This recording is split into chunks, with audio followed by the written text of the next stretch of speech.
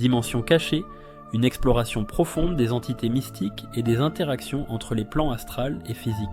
Introduction, le monde invisible, royaume mystique peuplé d'entités variées, exerce une fascination profonde sur l'humanité depuis des millénaires. Des esprits élémentaires aux anges, en passant par les elfes et les reptiliens, chaque entité joue un rôle unique dans les interactions entre les plans physiques et astrales. Ce documentaire écrit se propose de dévoiler les secrets de ces entités en se basant sur des textes mystiques, ésotériques et des recherches contemporaines, tout en examinant les perspectives critiques et en fournissant des exemples concrets et pratiques. Esprits élémentaires.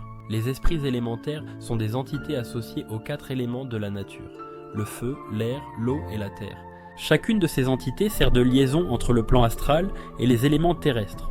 Franz Bardon, dans ses écrits mystiques, décrit ces esprits comme suit. Salamandres, esprits du feu, les salamandres sont souvent perçus comme des créatures flamboyantes, capables de contrôler et de manipuler les flammes. Elles sont connues pour leur capacité à purifier et transformer, et leur énergie peut être invoquée pour la guérison et la protection. Les salamandres sont souvent représentées dans les traditions alchimiques comme les gardiennes du feu sacré, symbolisant la purification et la transformation des âmes. Sylphes, esprits de l'air, les sylphes sont légers et éthérés, se mouvant avec la brise et influençant les courants aériens. Elles apportent la clarté mentale et la communication et sont souvent associées à l'inspiration créative et à la pensée élevée.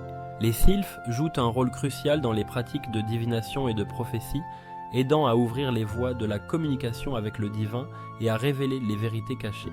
Ondines ou Nixe, esprits de l'eau, les ondines résidant dans les rivières, lacs et océans, gouvernant les flux aquatiques.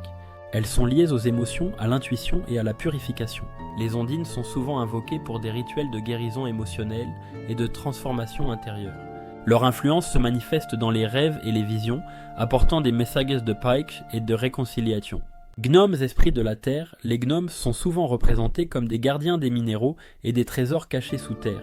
Ils sont associés à la stabilité, la fertilité et la prospérité, et leur énergie peut être utilisée pour la croissance et l'abondance dans les affaires matérielles. Les gnomes sont les protecteurs des jardins et des champs, veillant à ce que la terre reste fertile et productive. Ces entités élémentaires peuvent être invoquées et maîtrisées par des mages expérimentés pour obtenir divers avantages, allant de la protection à la guérison. Les interactions avec les esprits élémentaires nécessitent une compréhension profonde des éléments et un respect des forces naturelles qu'ils représentent. Trépassés et larves. Les trépassés et les larves sont des entités résidant principalement dans le plan astral. Les trépassés, ce sont les esprits des défunts qui résident dans le plan astral à un degré de condensation correspondant à leur maturité spirituelle. Plus un esprit est pur, plus son niveau de condensation est subtil. Leur progression dépend de leur perfection spirituelle acquise sur Terre. Les trépassés peuvent être contactés lors de séances de médiumnité où ils peuvent offrir des conseils, des avertissements ou des réconforts aux vivants. Ils évoluent dans l'astral selon leur karma et les leçons qu'ils doivent encore apprendre. Les interactions avec les trépassés sont souvent marquées par des expériences de réminiscence et de réconciliation avec le passé. Les larves, ces entités sont créées inconsciemment par des émotions et pensées intenses.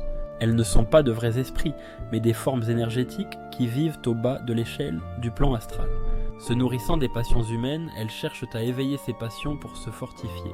Les larves peuvent influencer les individus en amplifiant leurs désirs et leurs peurs, et leur présence est souvent perçue comme parasitaire. Elles sont attirées par les environnements où règnent des énergies négatives telles que la colère, la haine ou la dépression. Les larves peuvent causer des perturbations émotionnelles et mentales nécessitant des rituels de purification pour les éliminer. Anges et démons.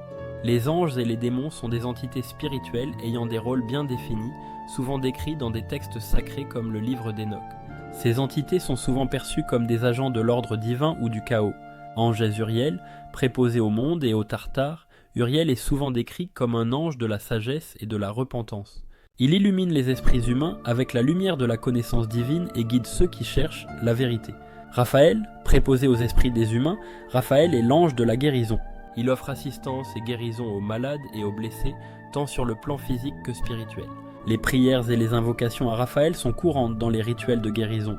Michael, préposé aux hommes vertueux et aux nations, Michael est le grand protecteur et le chef des armées célestes. Il combat les forces du mal et défend les justes contre les attaques démoniaques. Michael est souvent invoqué pour la protection et la force dans les moments de danger. Gabriel, Préposé au paradis, aux dragons et aux kéroubim, Gabriel est l'ange de la révélation et de l'annonciation. Il apporte les messages divins aux prophètes et aux élus et est souvent associé à la communication divine et à la clarté spirituelle. Démons.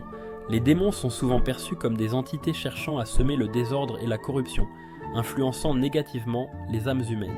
Ils sont nombreux et variés, chacun ayant ses propres domaines d'influence et méthodes de tentation. Les textes mystiques, tels que le Dictionnaire des anges de Gustav Davidson, offrent des descriptions détaillées de ces entités et de leurs attributs. Les interactions avec les démons nécessitent souvent des rituels de protection et de bannissement pour éviter leur influence maléfique. Reptiliens et Anunnaki. David Icke, dans ses recherches contemporaines, évoque les Anunnaki, une race extraterrestre reptilienne venant d'une autre dimension.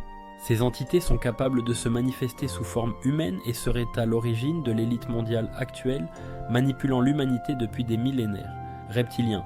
Ces entités sont décrites comme capables de se manifester dans notre réalité pour maintenir l'humanité dans l'ignorance et la division.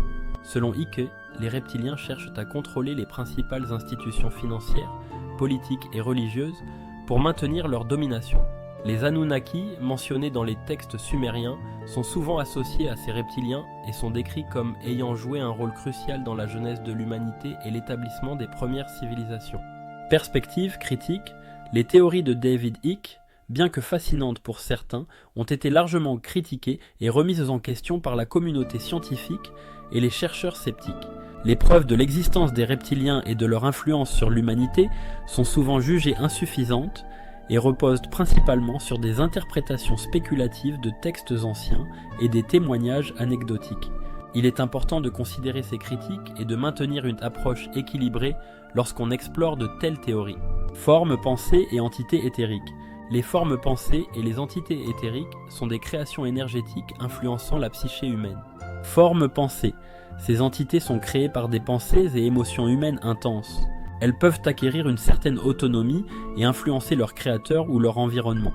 Par exemple, une forme pensée de peur peut se manifester sous forme de vision ou de sensations angoissantes, tandis qu'une forme pensée de protection peut créer une barrière énergétique autour de son créateur. Les formes pensées peuvent être renforcées par des rituels de visualisation et de méditation, et elles jouent un rôle crucial dans les pratiques de manifestation et de protection spirituelle. Entités éthériques, mentionnées dans Le mystère de la fleur d'or, ces entités peuvent influencer la psyché humaine et sont souvent associées à des pratiques spirituelles ou occultes.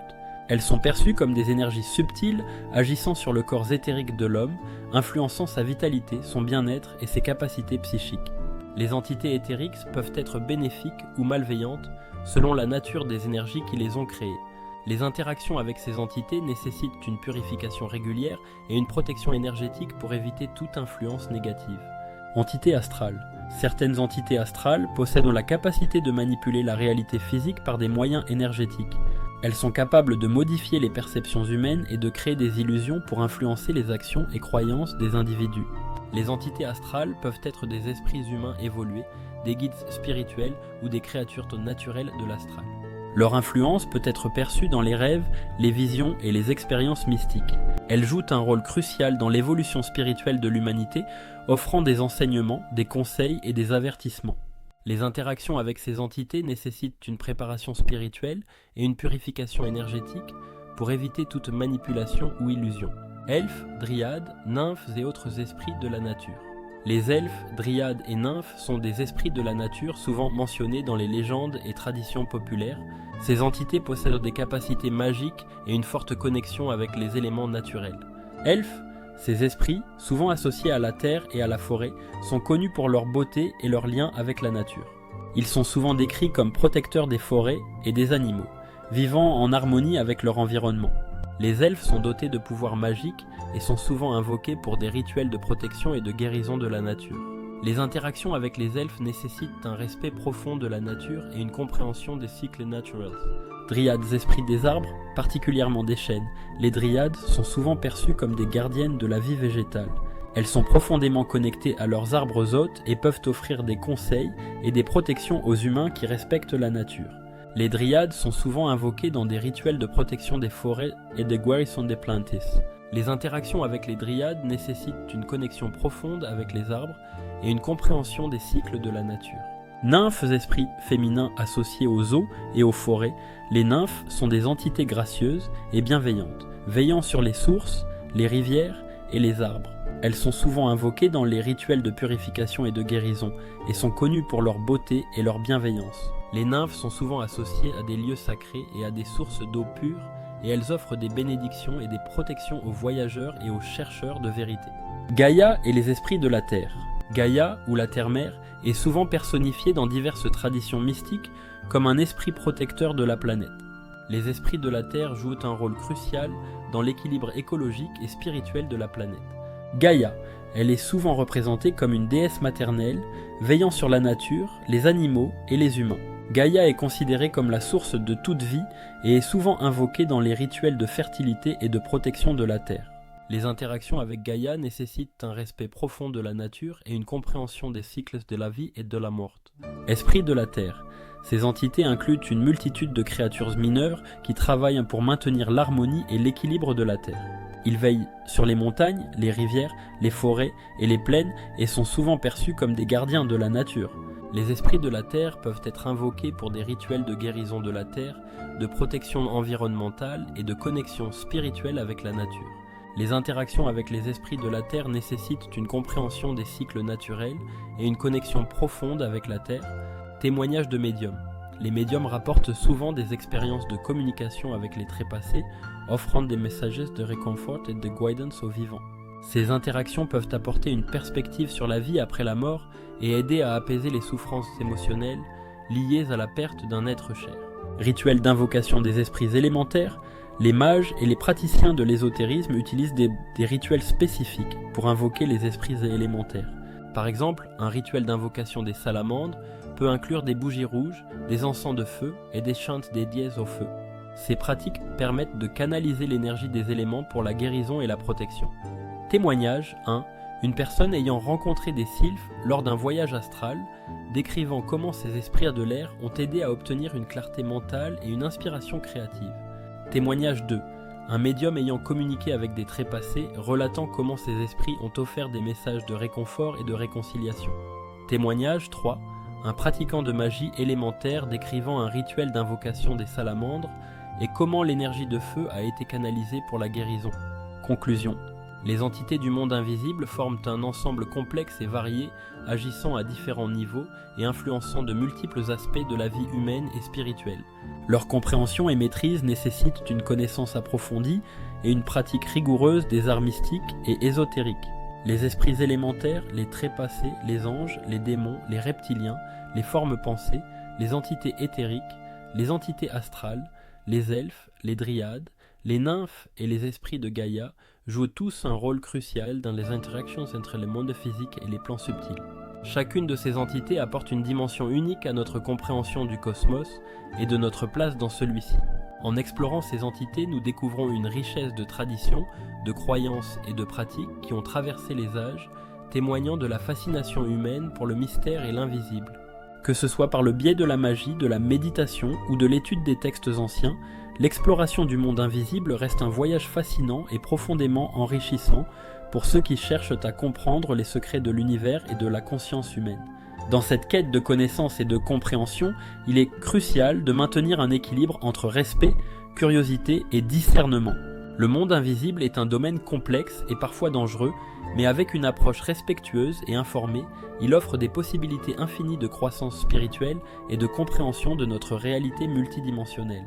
Pour approfondir les sujets abordés dans ce documentaire, il est recommandé de consulter les œuvres suivantes: Franz Bardon, La pratique de la magie évocatoire, Gustav Davidson, Le dictionnaire des anges, David Icke, Le plus grand secret. Le livre d'Enoch, un texte sacré offrant des descriptions détaillées des anges et des démons. Le mystère de la fleur d'or, un texte taoïste sur les entités éthériques et les pratiques spirituelles.